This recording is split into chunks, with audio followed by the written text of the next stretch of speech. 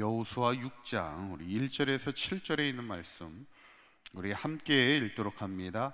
이스라엘 자손들로 말미암아 여리고는 굳게 닫혔고 출입하는 자가 없더라. 여호와께서 여호수아에게 이르시되 보라, 내가 여리고와 그 왕과 용사들을 내 손에 넘겨주었으니 너희 모든 군사는 그 성을 둘러 성 주위를 매일 한 번씩 돌되 엿새 동안을 그리하라.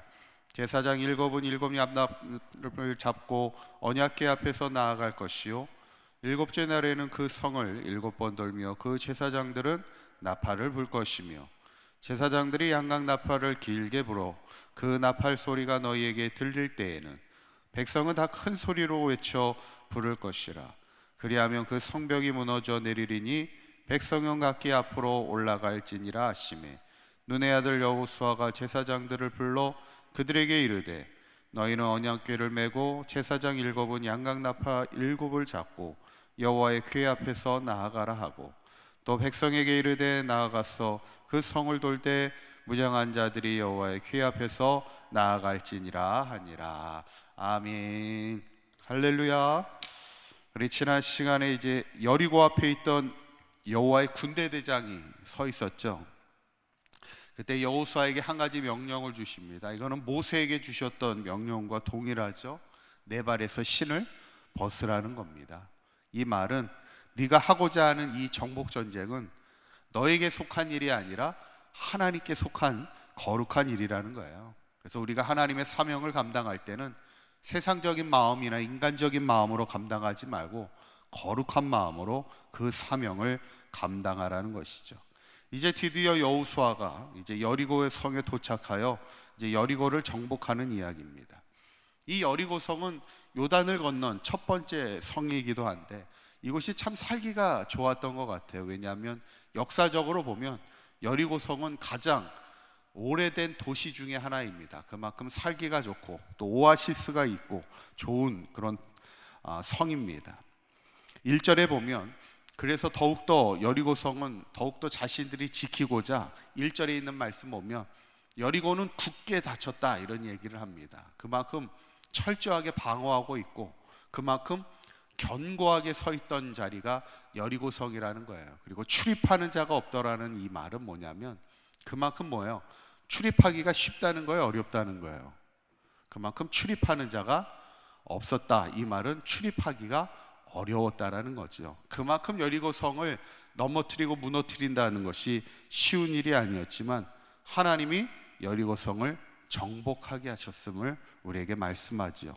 어떻게 보면 세상적인 눈으로 볼 때는 무엇보다도 견고하고 무엇보다도 넘어지지 않는, 무너지지 않는 그런 성이었을런지 몰라도 하나님께서는 하나님의 역사를 통해 그 성을 정복하게 하셨다는 것이죠. 그런데 하나님이 어떻게 여리고성을 정복하게 하셨을까? 첫째는 하나님의 방법으로 정복하게 하셨다는 거예요. 한번 따라해 보실까요? 하나님의 방법으로 정복했다라는 것입니다. 하나님의 방법으로 정복하라는 거예요. 한번 6장 3절에 있는 말씀을 한번 다시 한번 보시면 이렇게 말씀하죠. 한번 읽어보겠습니다. 시작. 너희 모든 군사는 그 성을 둘러 성 주위를 매일 한 번씩 돌되 엿새 동안을 그리하라는 거예요. 어쩌면 우리가 교회 학교 때부터 가장 많이 들은 이야기 중에 하나가 이 여리고성 정복의 이야기입니다. 참 우리가 생각할 때, 인간적으로 생각할 때는 뜻밖의 하나님의 말씀입니다. 여러분, 사람의 방법은 뭐예요? 어떤 성을 정복하기 위해서는 우리가 더 강하게 힘으로 밀어붙이는 겁니다. 그래서 보통 인간의 전쟁의 역사를 보면 누가 전쟁에서 이겨요? 보통 누가 전쟁을 이깁니까? 강력한 무기를 가진 사람이 이기게 돼 있어요. 그래서 항상 무기를 계속 개발해야 되는 거예요. 상대보다 더 강한 무기를, 상대방이 견고하게 성을 만든다면 우리는 그 성을 뚫을 수 있는 더 강력한 무기를 만들어야 돼요. 그래서 옛날에 보면은 이따만한 그 철로 된 공 같은 거, 무기 같은 거를 대포가 만들어지기 전에는 큰 돌로 그 쇠로 된 구슬 같은 거를 만들어서 그거를 쏴가지고 성벽을 막 무너뜨리잖아요. 견고하게 세우면 세울수록 더 강력한 무기를 만들어 무너뜨리는 것이 보통 인간의 방법입니다. 근데 오늘 하나님은 뭐예요? 인간의 방법으로 하지 말라는 거예요. 오히려 그 성을 그냥 돌기만 하라는 거예요. 이게 뭐냐면 하나님의 방법으로 정복하라는 겁니다. 그리고 두 번째를 보면 그 방법 가운데 핵심은 뭐냐면 언약궤가 중심이 되라는 거예요. 한번 따라 보실까요? 언약궤가 중심이 되라. 한번 4절에 있는 말씀을 다시 한번 보시면 이렇게 말씀하죠. 한번 읽어봅니다. 시작. 제사장 7은 7납판 나팔을 잡고 언약궤 앞에서 나아갈 것이요, 이렇게 말합니다. 뭐가 있어요? 언약궤가 앞에서 나아간다는 겁니다. 이거는 어디를 건널 때와 똑같죠. 요단강을 건널 때하고 똑같습니다. 이스라엘 백성이 요단강을 건널 때 뭐가 앞서 나갑니까? 제사장들이 언약궤를 들고 나가잖아요. 항상 지금 이스라엘 백성이 정복 전쟁을 할 때 그 중심에는 뭐가 있냐면 하나님의 언약궤가 있습니다. 언약궤가 뭐예요? 하나님이 이스라엘 백성에 주신 하나님의 말씀입니다. 어쩌면 우리가 인생을 살아가면서 우리가 모든 싸움을 싸우는 영적 싸움에서 그 중심에는 뭐가 있어야 돼요? 하나님의 말씀이 있어야 된다는 것이죠. 저는 바라기는 우리 사강교회 모든 성도님들이 어쩌면 이 새벽을 날마다 깨우며 하나님 앞에 말씀과 기도로 살아가는 것도 우리가 늘 하나님의 말씀이 중심이 되어 승리하는 삶을 살아가는 저와 여러분들이 되시기를 간절히 축원합니다. 세 번째로 여리고 정복의 중요한 건 뭐냐면 철저히 순종하라는 거예요. 한번 따라해 보시죠. 철저히 순종하라. 이제부터 이스라엘 백성이 가나안을 정복하는 아주 중요한 키워드는요, 순종입니다. 하나님께서 철저하게 순종하는 것을 통해 하나님이 역사하는 걸 보게 돼요. 이 여리고성 하면은 이런 유머가 있어요. 예전에 어떤 목사님이 교회 학교에 가가지고 아이들에게 막 설교를 하는데 어떤 아이에게 물었댔잖아요. 너 여리고성 누가 무너뜨렸는지 아니? 그랬더니 그 아이가 뭐라고 대답을 했냐면 제가 안 그랬는데요, 그랬다고 해요. 여러분, 여리고성은 누가 무너뜨렸어요? 누가 무너뜨렸습니까? 하나님이 하신 거예요. 우리의 힘으로 했다는 게 아니에요. 중요한 건 대신 뭐예요? 우리가 순종하며 나아가야 된다는 거예요. 그런데 오늘 성경에 보면 읽지는 않았는데 순종하는 자의 자세가 어떤 건지를 정확하게 우리에게 말씀합니다. 10절에 있는 말씀 한번 보실까요? 10절에 있는 말씀 우리 한번 읽어보도록 합니다. 시작.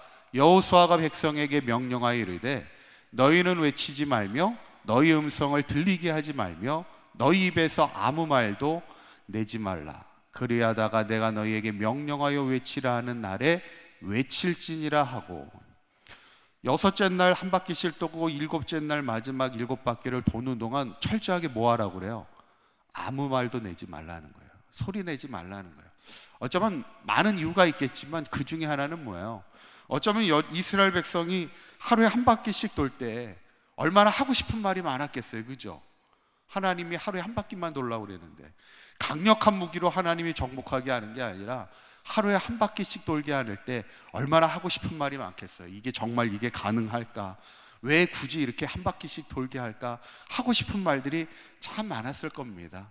어쩌면 이것은 철저하게 하나님이 이스라엘 백성을 순종하게 하는 훈련의 과정이죠. 어쩌면 이것도 다 하나님이 하나님의 백성으로 삼기 위한, 하나님의 백성이 되기 위한 훈련의 과정인데, 어쩌면 그 6바퀴를 도는 7바퀴를 마지막까지 7일까지 도는 동안 절대로 인간적인 말을 하지 말라는 거예요. 때로는 불평의 말도, 불만의 말도, 어떤 의심의 말도 하지 말라는 거예요. 그리고 7째 날이 됐을 때 선포하라 할 때 선포의 말만 하라는 거예요. 외치기만 하라는 거예요. 어쩌면 이게 진정한 하나님의 말씀에 순종하며 나아가는 자의 삶이 아니겠는가. 결국 오늘 성경을 보면서 세상적으로 볼 때는 어떤 성보다도 굳게 닫혀 있었던 견고한 여리성이지만 하나님 앞에 철저히 순종하며 나아갈 때 하나님이 그 성을 정복하게 하셨다는 거예요. 어떤 성경학자가 이런 질문을 하더라고요. 과연 여리고 성이 무너질 때 바깥으로 무너졌을까? 아니면 성이 안으로 무너졌을까? 성벽이. 그러면서 그 성경학자는 뭐라고 얘기하냐면 바깥으로 넘어졌을 거라는 거예요. 이게 성벽이 바깥으로 이렇게 넘어질 때 돌들이 와르르 바깥으로 무너지면 결국 어떻게 할 수 있어요? 바깥에서부터 계단처럼 이렇게 성벽을, 무너진 성벽을 밟고 올라와서 이게 넘어설 수 있었다, 이렇게 이야기를 합니다.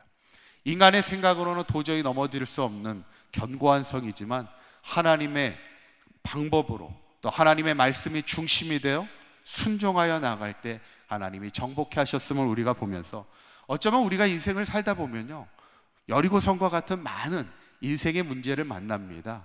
절대로 무너지지 않을 것 같은 인생의 문제를 만나요. 참 풀리지 않을 것 같은 인생의 문제들을 만날지라도 하나님은 세 가지 하나님의 방법으로 하게 하시고, 말씀이 중심이 되게 하시고, 철저히 그것에 순종하며 나아갈 때 하나님이 능히 그 땅을 정복하게 하심을 믿고, 항상 믿음으로 하나님의 약속의 땅을 정복하며 나아가는 저와 여러분들의 삶이 되시기를 간절히 축원합니다. 기도하시겠습니다. 고맙고 감사하신 하나님, 우리와 늘 함께 하시며 우리를 도우시며 우리를 위해 싸우시는 하나님, 우리의 전쟁이 나에게 속한 것이 아니라 하나님께 속하였음을 기억하게 하시고, 오직 하나님의 방법으로 하나님의 말씀이 중심이 되어 말씀에 순종하는 삶이 되게 하여 주실 때, 우리의 삶을 가로막고 있는 정말 무너지지 않을 것 같은 견고한 성도를 무너뜨리며 하나님의 구원의 역사를 증거하며 살아가는 우리 상한교회 모든 성도들 되게 하여 주시옵소서. 오늘 하루도 주님과 동행하는 복된 하루가 되게 하실 줄 믿사오며 우리 주 예수 그리스도의 이름으로 기도하옵나이다. 아멘.